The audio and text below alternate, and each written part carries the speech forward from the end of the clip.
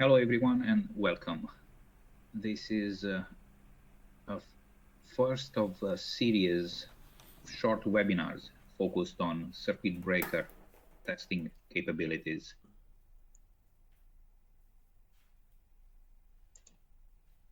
My name is Marius Averitai, and I'm part of substation testing application support group based at Mega's manufacturing site in Dover, United Kingdom.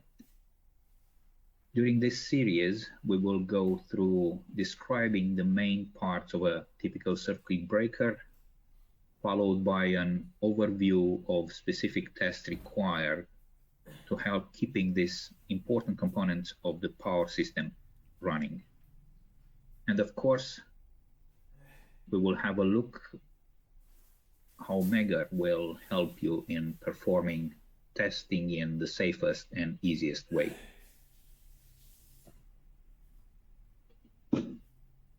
As part of the power system since the beginning of the electricity use, the circuit breakers continuously evolved, and as a result, you will find now in service a multitude of generations with a lot of differences from a constructive point of view.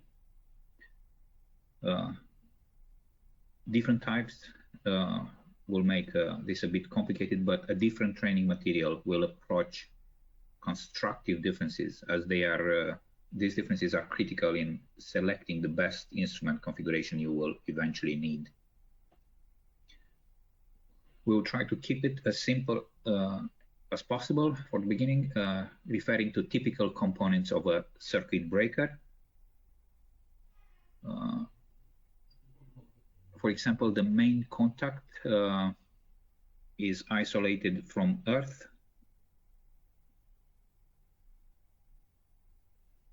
With the circuit breaker chamber insulating the two parts of the system when opened using oil, vacuum, air, or sulfur hexafluoride, or SF6. Oil and air as insulating mediums are used by older generations switchgear, but still in use, with vacuum and SF6 being, let's say, modern or current technologies. Saying that, recently manufacturers started developing more environmental friendly replacement for SF6, as it is proven to be a very potent greenhouse gas. That goes back to my point, technologies keep evolving in circuit breakers, and changes are happening all the time.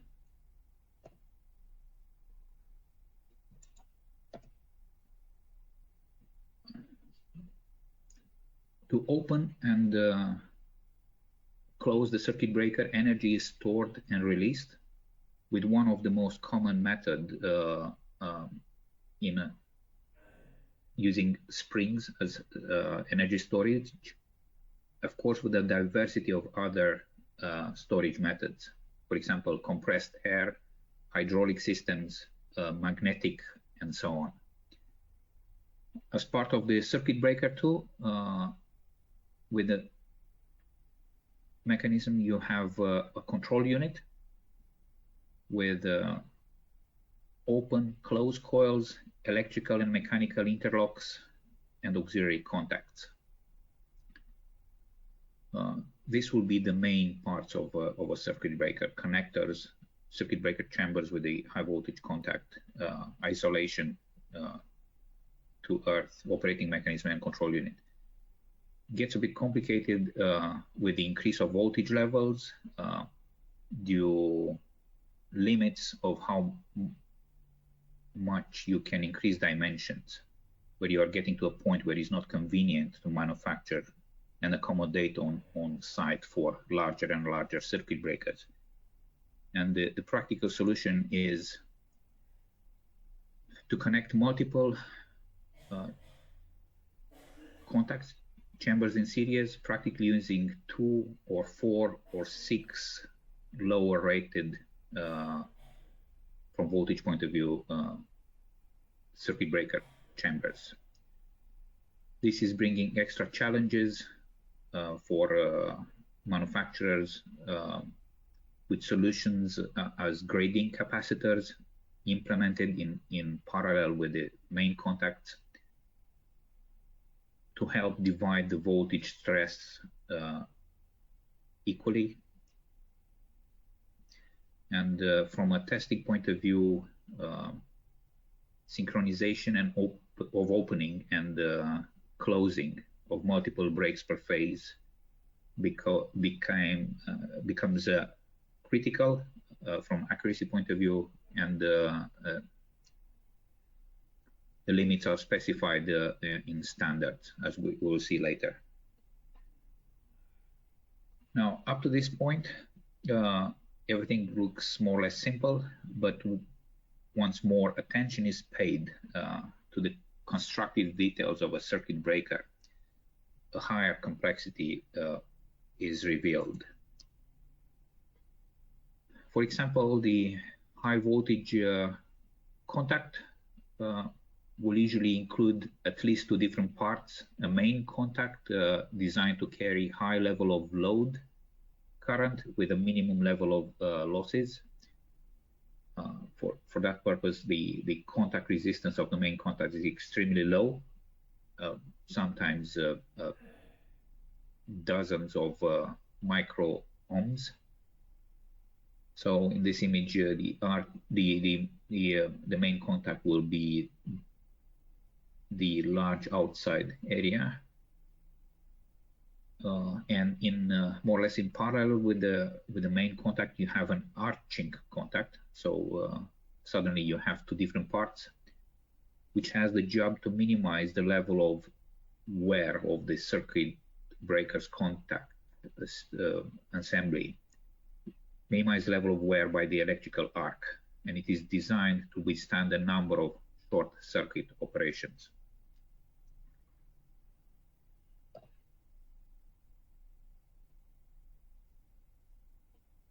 You have next the operating mechanism, which is in fact the most complex part of the circuit breaker.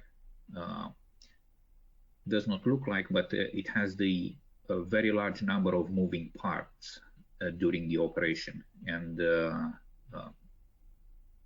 unfortunately it is overlooked by some from a maintenance point of view.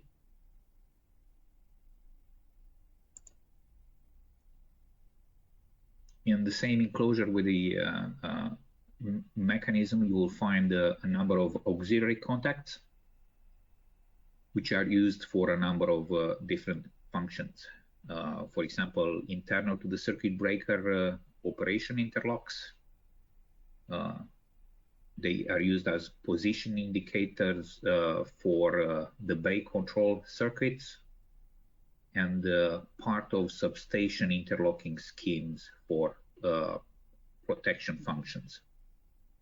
As a result, some of these auxiliary contacts are by design leading or lagging the operation of the main contact, and their proper operation needs to be tested during a maintenance cycle.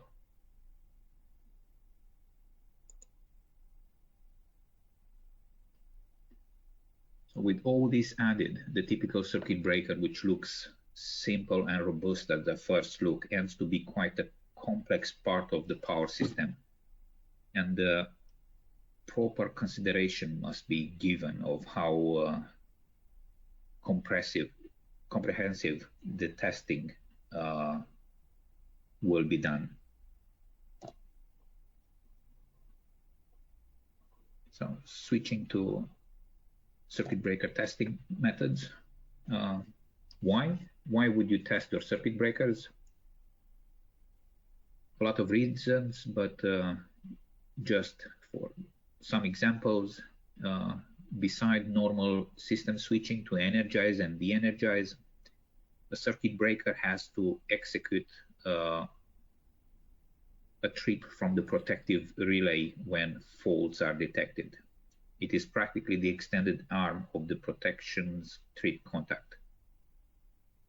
As a result, you can have high levels of short-circuit currents, which will create wear of the arching contact. And that wear level needs to be monitored. And the testing needs to be done for that. Any breaker failure can cause extensive level of damage of the protected part of the power system, and will lead to tripping, disconnection of larger areas with more customers being disconnected in the process. In other words, a decrease in the protection selectivity. Added to that, most of the circuit breakers are exposed to tough environmental conditions, extreme temperatures, extremely hot in the summer, extremely cold in the winter, high levels of pollution, sometimes a high level of mechanical stress if, for example, they are placed in industrial environments.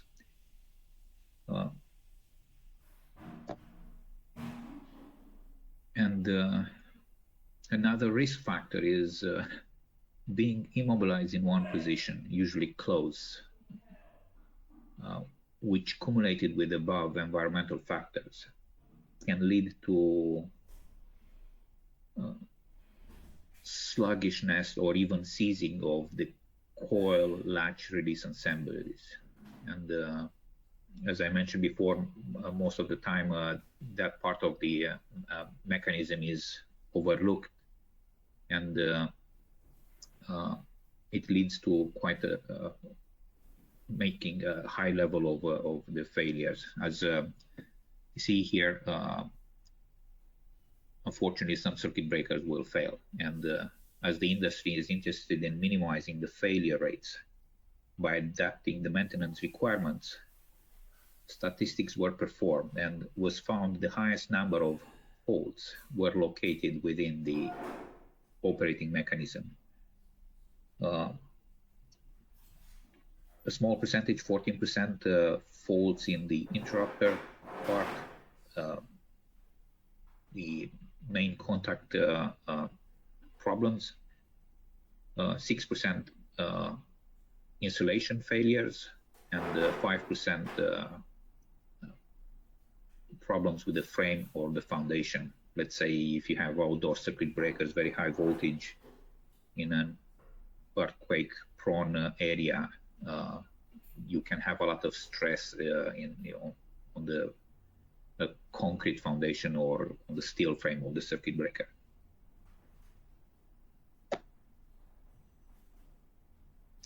So all the previous arguments point to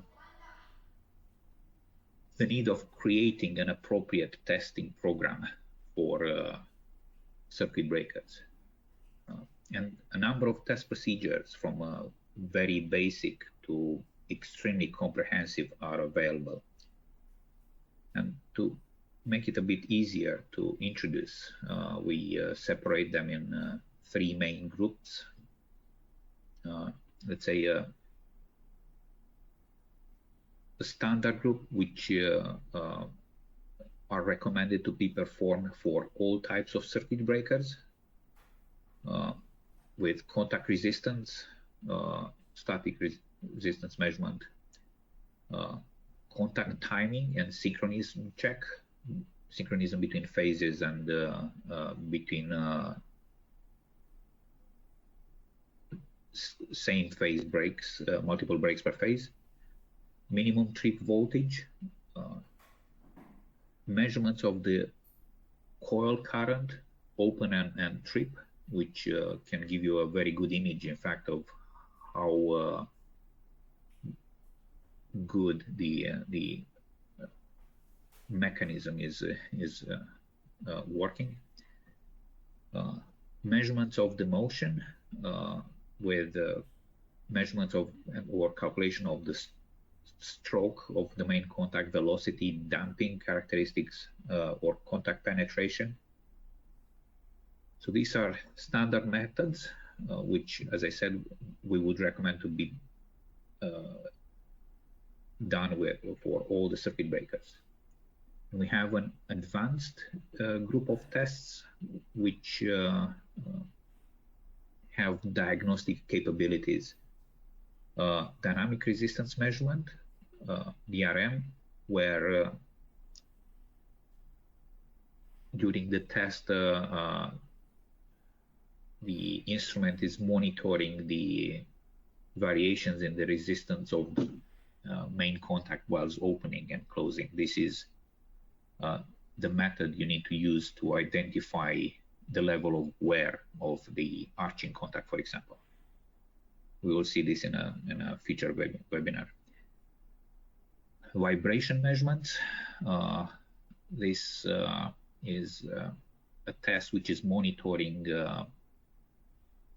all the mechanical movements of the circuit breaker during closing and opening operation, and can indicate by comparing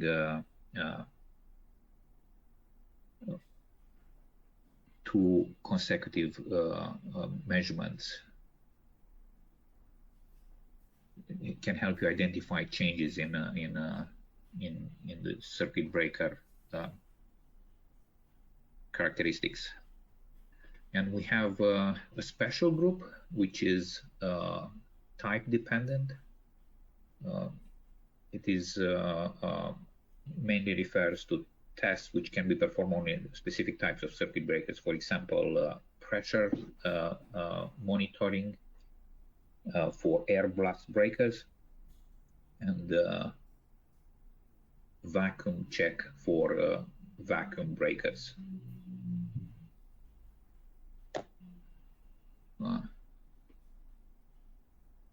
Trying to go through a couple of the test methods we mentioned earlier. We have the most basic test, contact resistance. This is performed by everybody who will test circuit breakers. Is a very easy test to perform, very simple leads connection.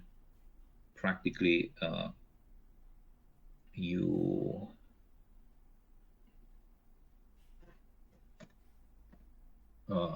connect a current supply across the test object, which in our case is a circuit breaker, and you measure the voltage drop across our main our contact with the circuit breaker closed.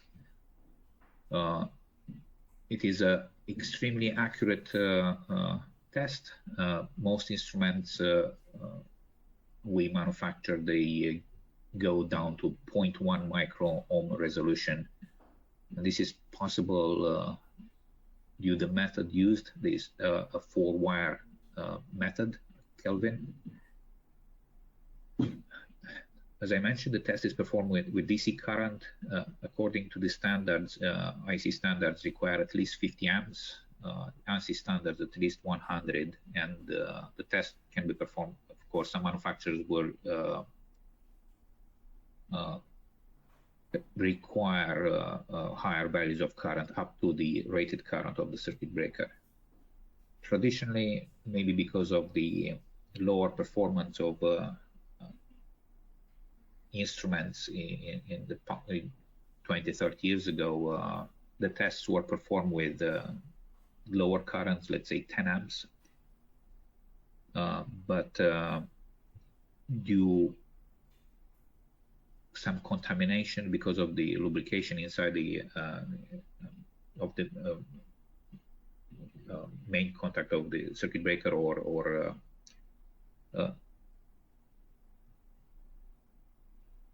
any corrosion, you can have fail high readings. You can have which if the test is repeated with higher currents, 50 or 100 amps, the results will will pass. As I said, this type of test is very easy to be done, is very accurate. As a disadvantage, it will not indicate the arching contact condition. For that, dynamic resistance measurement needs to be performed.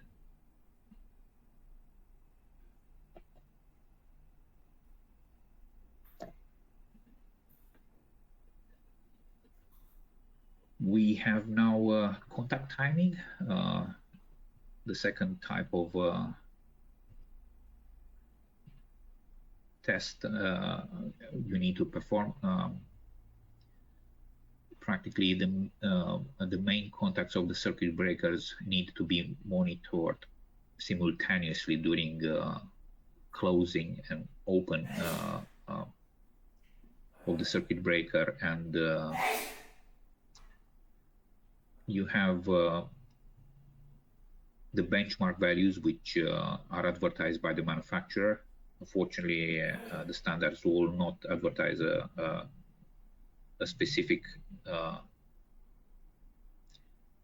margins for opening and closing, because they vary a lot depending on the technology used and by the end manufacturers differences. But what is advertised in the standards is the breaker synchronization. So you need to pay attention and calculate the differences between different phases, which have to be below a fourth of a cycle for closing operation and below a sixth of a cycle for open operations. And the synchronization margins become even more stringent when it is within the same phase with multiple breaks per phase, where the phases have the contacts have to be synchronized within an eighth of a cycle. Any deviation, increase in the synchronization time can lead to a higher level of stress during opening and closing. So during opening, the fastest contact will be under a lot of stress, and during closing, the slower one can. During the same sequence of contact timing and synchronism check, you need to measure the timing between the main contact and resistor contact, and our instruments can perform that with a single lead connection. You don't need to improvise anything or to do separate measurements. And what is again important, the auxiliary contacts, which have a specific requirement to lead or lag the time with the main contact, needs to be checked from timing point of view. So we had the contact resistance, and we have contact timing and synchronism. Another basic check is the minimum trip voltage, and this is a test performed with lower voltages than the rated voltage of the circuit breaker, talking about the trip and close rated coils, trip and close coils rated voltage. So the test is performed with lower voltage, simulating problems with the supply, for example, as a discharge battery bank. So your circuit breaker should work even in conditions when the DC or AC supply is not at its best. So the standards will advertise a circuit breaker needs to close even with 85% of the rated operating voltage, and it needs to open with a lower 70% of the rated operating voltage. Why is this difference? It is far more critical to be able to open a circuit breaker, let's say if you are under fault conditions. And this test is sometimes called a minimum force or a minimum energy test. This has to do with the fact once you apply a closed trip impulse with a lower voltage, the energy applied on that coil will be lower than in a normal condition. And any deviations from the expected values most probably will indicate friction in the coil latch system, probably due to bad lubrication.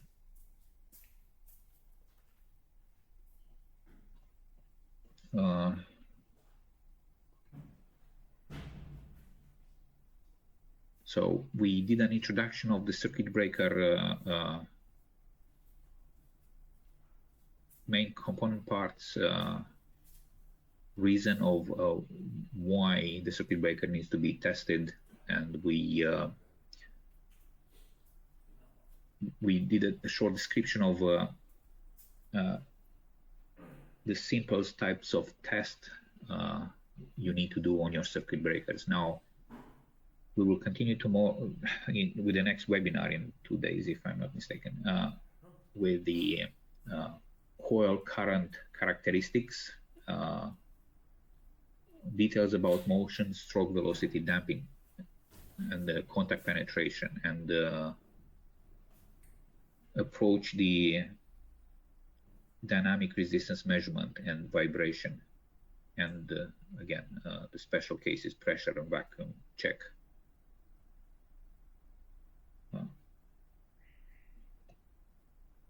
So please subscribe to the second part of the webinar to continue with the test methods, and we will review the with some if possible practical examples description with our products.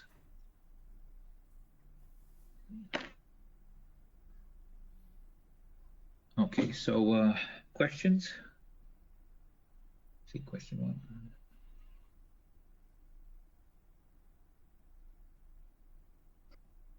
Hello everyone, this is Ali Hussein with you speaking. First of all, thank you for all joining us today, and I would like to thank you for waiting the few additional minutes at the beginning. We had some technical difficulties that we became late to start as the usual time, 10 a.m. sharp.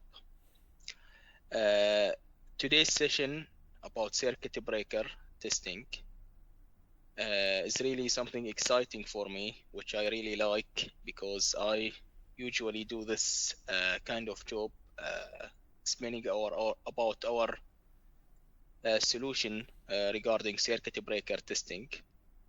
I hope it became beneficial to you what kind of test that we do for circuit breakers, medium voltage and high voltage circuit breakers.